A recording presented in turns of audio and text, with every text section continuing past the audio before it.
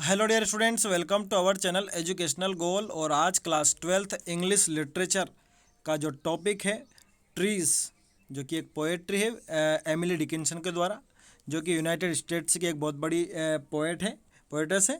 देखिए पहला क्वेश्चन क्या है, what is the meaning of the word tassel and swung. तो ये देखिए टेसल का मतलब है a group of threads that are tied together at one end hang from cushions curtains cloths as a decoration.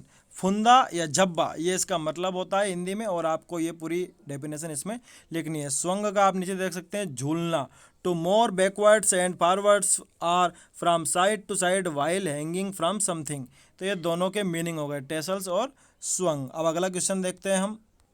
अगला question है, how sun is described in the poem. तो ये देखिए, the sun comes back into the poem in the third stanza. Dickinson describes it as rising but being obscured by clouds, यानी कि सूर्य क्या बार बार बादलों के द्वारा छिप जा रहा है या फिर वापस आ रहा है। It hides when it chooses to bind its states of clouds, only coming out when it seems like the right time. The use of dashes in this lines helps represent the intervals of the sun chooses to show itself. यानी कि sir जो आप कह सकते हैं कि जो सूर्य है वो बार बार आ जा रहा है इस पोएम में, ठीक है। अगला क्वेश्चन है, which metaphors are used in the poem trees. तो देखिए इस आंसर में हम ये कह सकते हैं कि क्या क्या पोएटिक डिवाइस यूज हुए हैं। तो देखिए एक तो सिमिली, पर्सोनिफिकेशन और इंजपमेंट।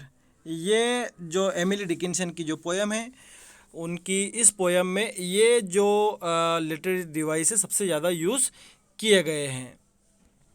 अब अगला क्वेश्चन है, what is sultries of summer in the poem. कि इस कविता में साल्ट्रीज ऑफ समर क्या है। तो ये देखिए क्या है साल्ट्रीज ऑफ समर। ये बताया है कि collection of psalms arrangement for devotional use, यानी कि जो गीत गाए जाते हैं ईश्वर के लिए उनका जो कलेक्शन होता है उसको हम बोलते हैं साल्ट्रीज ऑफ समर, यानी कि ग्रीष्म ऋतु में गाए जाने वाले गीत, ठीक है। आगे देखते हैं अगला क्वेश्चन हमारा। देखिए अगला क्वेश्चन है कि which imaginary is used to describe summer in the poem. कि कविता में ग्रीष्म ऋतु को डिस्क्राइब करने के लिए किस प्रकार की कल्पना की गई है, वो क्या कल्पना की गई है। तो ये देखिए पोएम में क्या क्या ऐसी बातें हैं जिससे कि लगता है कि समर है। तो ये सारी बातें हैं, थोड़ा उत्तर बड़ा है तो आप सीधा लिख लीजिएगा, मैं इसको समझा नहीं रहा हूँ, ठीक है। इसमें बहुत सारी बातें, हिल्स है, फ्लावर्स है, fairy, small range of little creature की बात है, ठीक है। फिर उसके बाद इसमें सन की बात भी आई है, और जो सन है उसका भी बड़ा रोल रहता है समर की जो सीज़न होता है, ठीक है। ये सारी बातें, एडमेंट है सन, यानी कि वो हटीला है, बार बार आ रहा है, जा रहा है, छिप रहा है, ठीक है। इन सारी बातों से लग रहा है कि हाँ ये इमेजनरी ठीक है समर को दिखाने के लिए। बाद में बर्ड्स, स्नेक, टिनी फ्लावर्स, सारी बातें इसमें हो रही है ताकि पता चले कि हाँ ये बसंत की ऋतु है। तो thanks for watching this video. क्या पढ़ाई में आपको आते हैं डाउट्स? तो 5 सेकंड में डाउट नट के साथ करो इन्हें आउट।